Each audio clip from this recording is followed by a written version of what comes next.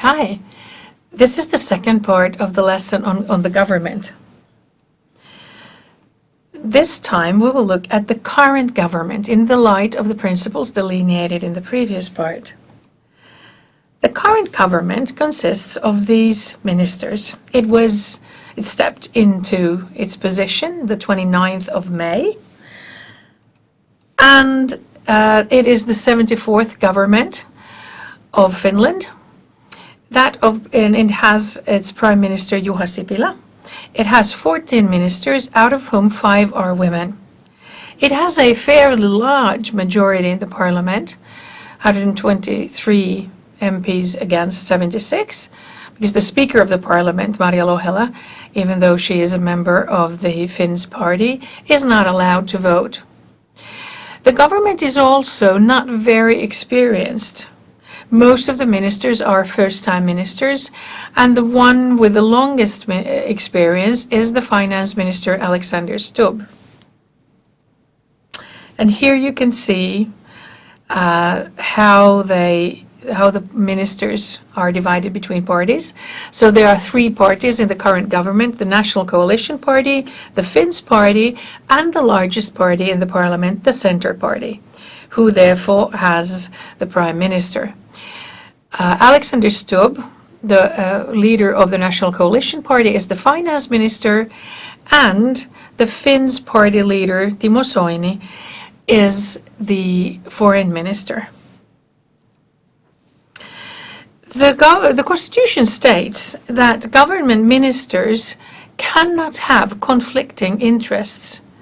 That means that they cannot be holding other public offices or have a role in any other task that would somehow hinder them or bind them to something that would compromise or call into question their credibility as ministers of the government.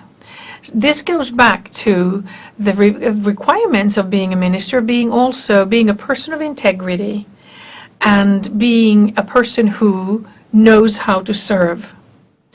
The requirement of knowing how to serve also stems from the fact that a minister's schedule is very, very hectic, and there are lots of things they need to do, and so therefore they need to be skilled in serving, and they need to be people who know what they're about.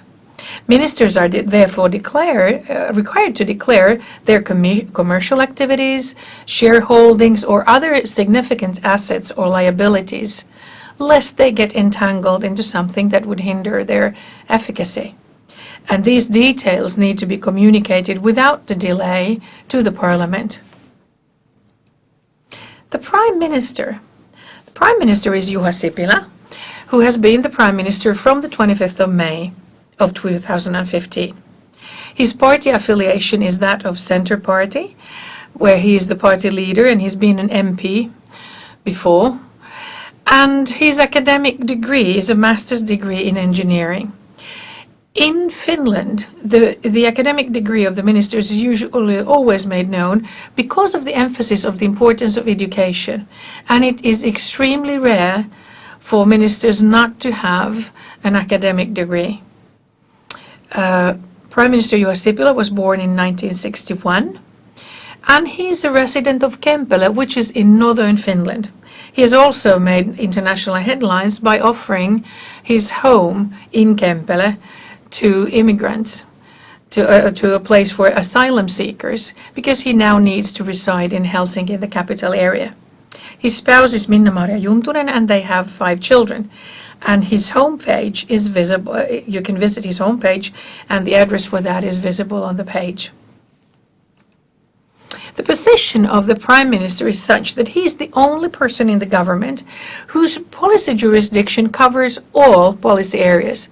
Everybody else can specialize in what they are interested in, what they do according to the ministries where they are assigned, but the Prime Minister needs, in one sense, to be a jack of all trades, so have an overview and to be able to have this policy jurisdiction of all areas.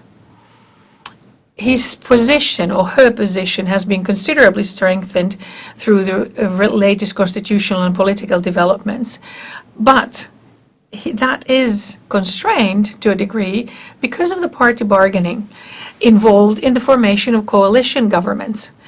So that means that the prime minister also having to keep together the government, it also constrains the powers the prime minister can use. What are his or her, in this case, his duties? He chairs and directs the work of the government, and he represents Finland in the European Union. This used to be the president's rights, but with the change of the constitution in 2000, this has made the position of the prime minister considerably important, more important also in the international arena. The prime minister needs to make sure that everything runs smoothly in all circumstances as far as the government is concerned. And he's also the political leader, so it is his role to keep up the consensus and make sure the government stays on the same page and can make united decisions. He coordinates the relationship between the government and the parliament, and should the president be incapacitated for one reason or another, he also stands in for the president. What about the ministries? There are 12 ministries in Finland, which means that some ministries have more than one minister.